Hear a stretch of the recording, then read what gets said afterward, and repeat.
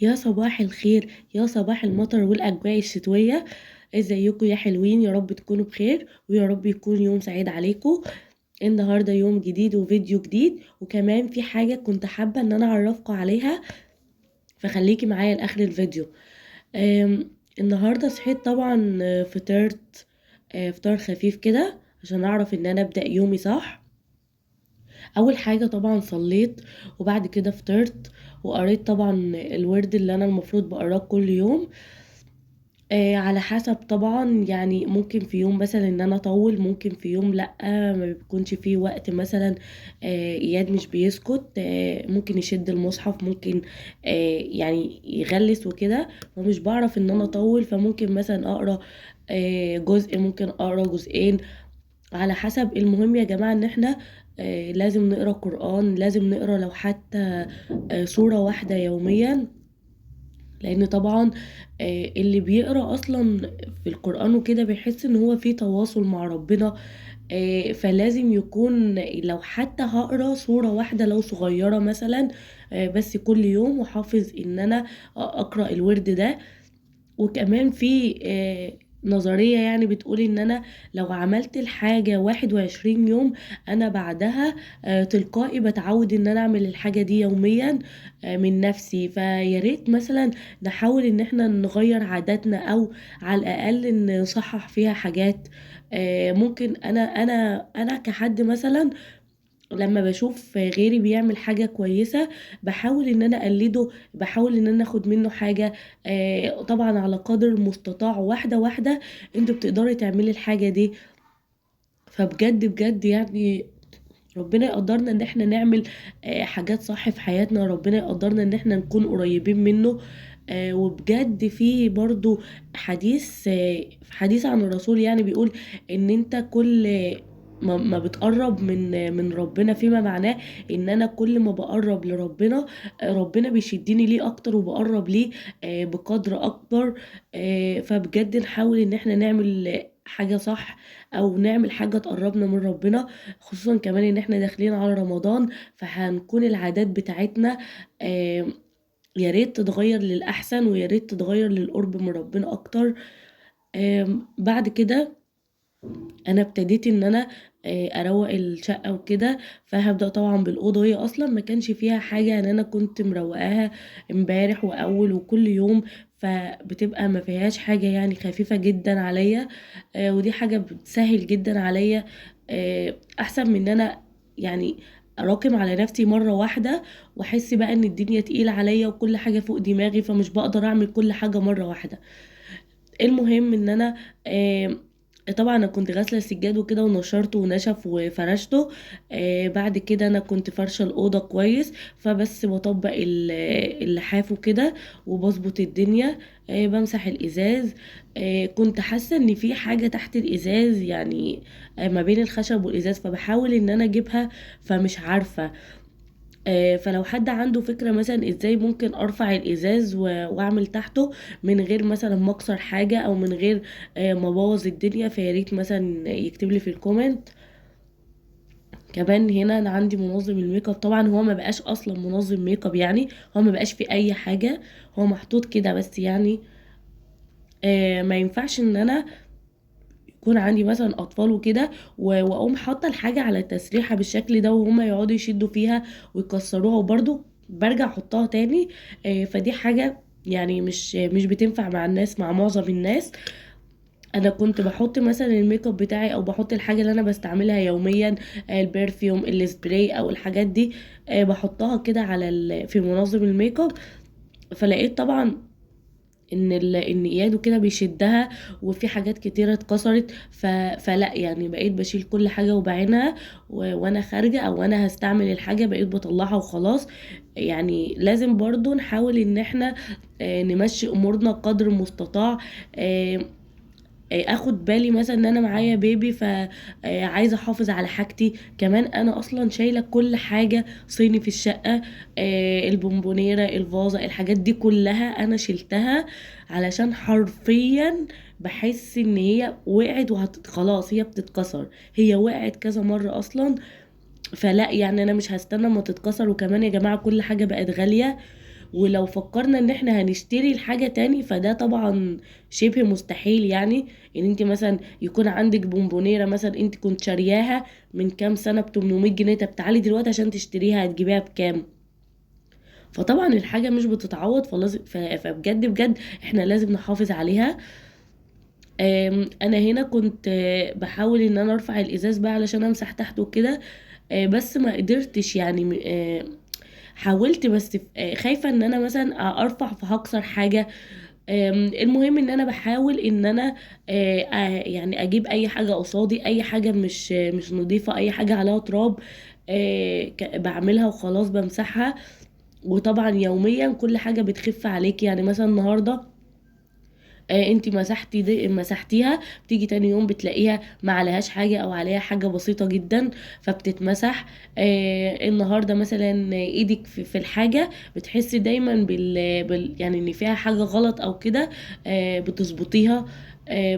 بس فهنا يعني الأوضة وترتيبها وكده ما خدش معايا أصلا 10 دقايق. كمان عايزة أكلمكم يا جماعة عن اللحاف ده. اللحاف ده بجد تحفة. هو السروجي. لان وانا يعني ياما كنت بجهز في لنفسي وكده، فكنت بحتار جدا في الماركات بتاعه الحاجه ان انا هجيب ايه، مش عارفه. وكنت تسالي ناس كل واحد على رايه، وكل حد ليه تجربه او ملوش. ممكن ناس اصلا تقولك كذا وهي ما جربتش. فانا حابه اقول لكم ان السروجي النوع اللحاف ده تحفه، بجد تحفه. ولوحده اصلا هيبقى معاكي. يعني انا دلوقتي في طوبي، هو تحفة جدا ويكفي لوحده. مش هتحطي عليه حاجة او مثلا لازم ان انت تستغطي بحاجة تانية.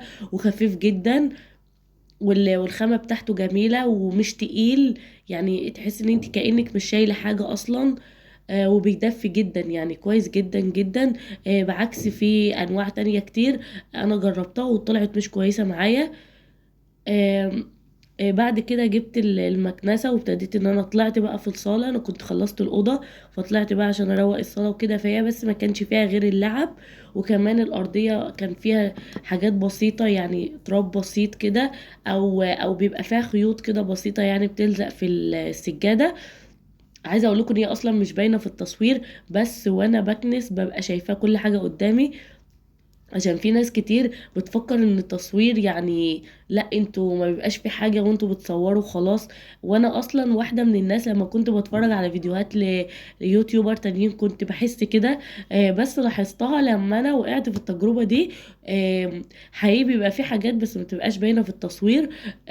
ولذلك احنا بنعيد، يعني بعيد وازيد عليها علشان اجيبها. كمان كنت عايزة اكلمكم عن المكنسة دي، عشان في ناس برضو بتجهز وبتحتار جدا في الحاجات دي. المكنسة دي يا جماعة تورنيدو. هي جميلة. كانت يعني بتهيألي 1600 واط. لا يا ربي 2000 واط، بس كويسة جدا جدا جدا جدا يعني. انا ما شفتش الصراحة احلى منها. بعكس مثلا عند اختي مثلا توشيبا، هي كانت مصممة ان هي مثلا لا اجيب الاصلي. يعني الاصلي كانت توشيبا وبعد كده طلع منها تورنيدو. فكانت مصممة ان انا مثلا ايه لا لازم اجيب توشيبا. فطلعت ان هي كل ما بتعلي اصلا كل ما الشركة بتطور من نفسها وبتنزل ماركة اعلى، دي بتكون حاجة كويسة جدا وبيكون فيها اوبشنز اكيد مش موجودة في اللي كانت قبلها. فكنت عايزه اقول لكم ان نوعها جميل جدا وكويسه، وحرفيا بتشفط اي حاجه لو حتى دبابيس قدامي. ومش شرط ان انا اعلي السرعه بتاعتها او اعلي الشفط يعني علشان تجيب معايا. لا هي كويسه جدا، مش محتاجه اي حاجه. حرفيا بتخلي مفيش تراب مفيش اي حاجه، وبيبان اصلا الفرق قبل وبعد. فكنت حابة اقول لكم مثلا عشان لو في حد بيجهز وعايز يعرف نوع مكنسة كويسة، فدي كويسة جدا. انا الحقيقة مش عارفة اسعارها دلوقتي ايه، لان انا طبعا انا كنت يعني مجهزة من حوالي 4 سنين. فكل حاجة طبعا اسعارها اختلفت جدا. فبجد يعني ربنا يعين الناس كلها ونجيب احلى حاجة ونقدر ان شاء الله ان احنا نكمل جهازنا. آم، بس فهنا كنت رحت بقى علشان امسح الازاز وكده. انا كنت عملت بالمكنسة وطلعت لي نتيجة كويسة جدا.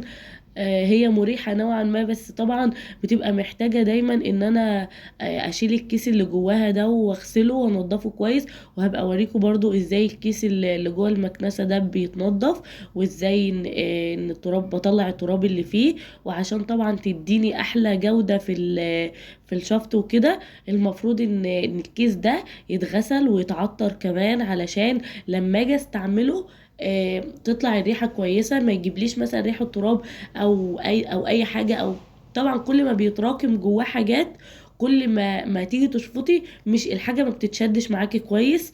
لان طبعا الكيس بيبقى مليان، بيبقى عايز يتنضف. انا اول ما جبتها اصلا وانا جايه استعملها، انا احترت جدا جدا ازاي احط الكيس، ازاي كده. طبعا لازم برضو نشوف فيديو ريفيو عنها علشان نعرف ازاي نستخدم الحاجه. في ناس كتيره وهي بتستعمل جهازها لاول مره، كانت بتروح تفتح الحاجه وتعمل بالفكر اللي هي فاكراه، يعني ان انا مثلا هعمل كذا، احط دي كذا او دي مكانها كذا. فكان في حاجات ياما، انا شفت واحده حرفيا كسرت موبايل قدامي بسبب ان هي بتفتحه لأول مرة، بتحط ميموري مكان حاجة تانية، مكان خط، قام الموبايل اصلا اتحرق. فعايزه اقول لكم ان كل حاجه قبل ما نستخدمها لازم الاول نفتح فيديو ونشوف ريفيو عنها، نشوف هي بتستخدم ازاي. احنا مش هنخسر 10 دقايق بس نكون عملنا صح وفتحنا الحاجه صح عشان نستعملها صح. فانا فتحت فيديو وشفت هي ازاي بتستخدم وكده، شفت ازاي الكيس ده بيتركب وكمان الفلتر ازاي بيتركب، وعلى الاساس ده انا استخدمتها. آه، بس الحمد لله يعني. بحاول ان انا مش عايزه ابوظ الحاجه، او مش عايزه يعني اعمل فيها اي كسر او اي حاجه. وبرضو يعني كل حاجه بتعدي. ولازم برضو نسأل غيرنا لو حد مثلا استعملها، حد عنده نفس النوع واستعملها. آه، بس هي الحقيقه ممتازه. هي زي ما قلت لكم تورنيدو.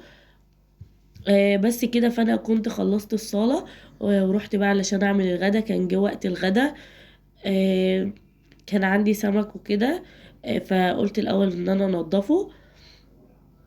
انا بنضف السمك وبنقعه في محلول يعني حوالي مثلا ساعة الا ربع او نص ساعة، علشان يديني نتيجة كويسة وعلشان ريحة الزفارة تطلع منه خالص. انا كنت حاسه ده سمك بوري، انا كنت حاسه ان هو اصلا بيتقطع في ايدي، مع انه اصلا ما كانش في الفريزر يعني. بس حاسه ان السمك البوري ده بيبقى لين قوي. كمان انا لاحظت ان انا اول مره باجي استخدم يعني ساعه ما السمك لما بيجي وكده بحس ان هو بيبقى يعني لين قوي قوي لما باجي اقليه او كده، او اشويه. طبعا اصلا مش بينفع يتشوي لانه بيتهري مني جدا. بس بعد كده لما بيتحط في الفريزر مثلا وبيطلع، بحس ان هو بيمسك نفسه شوية وبيبقى كويس يعني. ما بيبقاش زي مثلا لما بيكون صابح. بس هو كويس يعني، وتغيير كمان عن السمك البلطي او السمك او الانواع التانية. واحنا اصلا بنحبه يعني. كان بقالنا فترة ما اكلناهوش وكده. فلقيته الصراحة وقلت لا اجيبه. وده اصلا بيبقى الموسم بتاع السمك، يعني بيقولوا ان السمك بيبقى كويس وبيبقى فيه كافيار من جوه. فانا لاحظت كتير اصلا ان هو كان فيه كافيار. آم، في ناس بتروح تسأل على الكافيار ده في الموسم ده، يعني في وقت الشتاء. بلاحظ ناس كتير بتروح تسأل عليه. كمان يا جماعة في فرق سمك البلطي انا برجح جدا اللي هو بيكون مش بتاع المزارع، اللي هو بيكون سمك بيسموه بحاري. بيبقى اطعم كتير وافيد كتير جدا عن السمك اللي هو بتاع المزارع. بتاع المزارع بيبقى حجمه كبير جدا وبحس ان انا قرفانه منه. عامل بالظبط كده زي ما اكون بقارن ما بين الفراخ البلدي والفراخ البيضه. هي نفس المقارنة. دي بتكون طعمها لذيذ جدا وبتكون كويسة وفيها فايدتها. اما الفراخ البيضة بتكون فيها دهون كتير، بتكون اصلا مش كويسة، بتبقى اكلة حاجات فيها مواد كيميائية. فيعني مش برضو مش برجحها، بس سبحان الله في ناس لا العكس، في ناس بتحب ده عن ده، يعني بترجح الحاجة اللي ما فيهاش فايدة عن الحاجة اللي فيها فايدة اللي هي البلدي. آه ف... ففعلا كل حاجة بتبقى أذواق، وكل حاجة بتبقى زي ما النفس بتروح لها، أو إيه الحد اللي قدامي مثلا بيشتهي حاجة معينة. كل واحد بيبقى ليه مذاق معين، بيبقى ليه ذوق في الأكل، ذوق في اللبس، ذوق في أي حاجة. وطبعا لولا اختلاف الآراء لبارت السلع. فسبحان الله يعني ربنا دايما مخلي الناس حتى يعني درجات في الصفات ودرجات برضو في الأذواق. فبجد بجد يا رب نكون كويسين في أذواقنا، نكون درجاتنا أعلى قوي في صفاتنا، يا رب يا رب. يا رب بجد السنة دي تكون سنة كويسة علينا كلنا. يا رب بجد محدش يشوف فيها حاجة وحشة. وربنا يا رب يعني يخلينا فيها نعلى درجات أكتر في الرزق في العمل وفي كل حاجة حلوة. بس انا هنا كنت خلصت السمك، كنت نضفته كده وسبته بقى علشان يتنقع شوية كتير كده، يعني ممكن نص ساعة، ساعة الا ربع، على حسب الوقت اللي قدامي. فانا اصلا كان قدامي وقت فسبته كده بتاع ساعة الا ربع. بعد كده آم، نضفت بقى الحوض وغسلته مكاني. وطبعا انا لازم اغسل الحوض كويس جدا مكاني، علشان انا لو سبته مثلا يعني سبت الحوض ما غسلتوش وما حطيتش عليه اي حاجه منظف وكده، وقعدت فتره، يعني قعدت مثلا شويه بره نص ساعه كده، بحس ان انا ريحة الدنيا كلها بقت مش حلوة. الريحة كده لا، بتحس ان انت شماها حتى لو انت فين. ممكن حتى لو قفلت الباب وطلعت بره شقة برضو انت شامة الريحة. فلا لازم دايما تكون ايدينا في الحاجة ورانا كده، يعني احنا مش هنخسر يعني دقايق ونعمل الحاجة واحنا واقفين، احسن ما نمشي ونسيب الحاجة وتتراكم علينا. وبجد يا جماعة لما المطبخ ده بينضف، ولما ننضف الحوض ونكون غاسلين الاطباق كويس، مفيش اطباق في الحوض وكده، بتحسي ان الدنيا هادية، وتحسي ان انتي اعصابك هادية، وتحسي ان انتي بتعملي اصلا على رواقة كده. يعني مش بتحسي بقى بدربكة، ومش بتحسي بقى ان الدنيا كلها متراكمة فوق بعضها. لا بتحسي ان الدنيا هادية جدا، والمطبخ رايق، وخلاص بقى انا مفيش ورايا حاجة. ف... فانا قعدت طبعا ان انا اغسل في الحوض كده، بغسله كذا مره لحد ما احس اصلا ان مفيش ريحه وان كل حاجه بقت تمام. آه بعد كده عملت بقى التتبيله اللي هي بتاعه السمك اللي انا بحطها جوه السمك. شفت ناس كتير بتعمل كذا تتبيله، بس انا التتبيله اللي انا بعملها، انا بعمل كزبره بقطعها كده صغيرة، وبعد كده بحط عليها بهارات، وممكن اقطع معاها طماطم، بس مش دايما. بس اللي دايما بعمله الكزبرة، وبحط عليها توابل، وبحط عليها يعني شوية توابل سمك كده، وبحط عليها ملح، وبعصر عليها نص ليمونة. وبعد كده بحط عليها شوية توم، انا طبعا مفرزة التوم في الفريزر، فبطلع مثلا معلقتين كده صغيرين وبحطهم عليها، وبقعد ادعكهم في بعض كده علشان كلهم يعملوا ميكس كده مع بعض. وبعد كده بحشي السمك بقى من جوه، وبس بعد ما اكون بقى غسلته وسبته يتنقع شوية، وكمان يتصفى بقى من المحلول اللي هو كان منقوع فيه. بتبله بقى وبسيبه كمان شوية. وبعد كده بنزل بقى بيه. انا كنت عاملة هنا، كنت حاطة دقيق على كمان شوية نشا، بحط شوية نشا صغيرين كده. وبحط كمان شوية ملح وتوابل، حاجة بسيطة قوي. بس كده. وبعد كده بقى نزلت بيه في الزيت، وهنا كان خلص السمك. واشوفكم في فيديو جديد على خير يا رب.